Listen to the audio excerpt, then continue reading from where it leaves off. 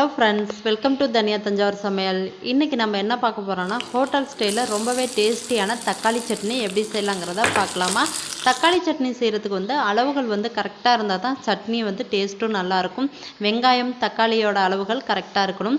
சின்ன வெங்காயம் 100 வெங்காயம் எடுத்துக்கோங்க. 2 பெரிய வெங்காயம் கட் பண்ணிக்கோங்க. 2 தக்காளி, காரத்துக்கு தகுந்த போல் மிளகாய். நான் 4 வரமிளகாய் எடுத்துக்கிறேன். உங்களுக்கு எவ்வளோ காரம் தேவையோ அந்த அளவுக்கு மிளகாய் சேர்த்துக்கோங்க.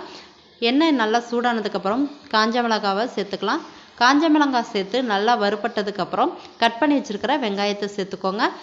சின்ன வெங்காயத்தையும் சேர்த்து நல்லா உப்பு போட்டு நல்லா வதக்கி விடுங்க. உப்பு போடும்போது வெங்காயம் நமக்கு சீக்கிரமாக வதங்கிடும்.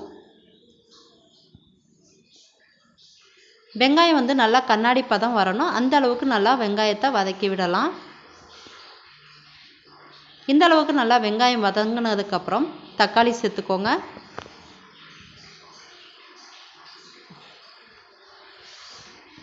தக்காளி நல்லா வெந்து மசிஞ்சு வரணும். அந்த அளவுக்கு தக்காளியை நல்லா வதக்கி விடலாம்.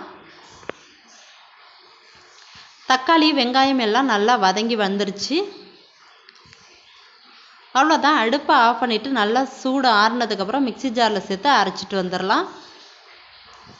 எப்பயுமே நம்ம சட்னியை தாளிக்கிற மாதிரி ஒரு கடாயில் எண்ணெய் சேர்த்துட்டு கடுகு, உளுந்தம்பருப்பு, கருவேப்பிலை போட்டு தாளிச்சிருங்க. நல்லெண்ணெயில் தாளிங்க, அப்போ தான் சட்னி சூப்பராக இருக்கும்.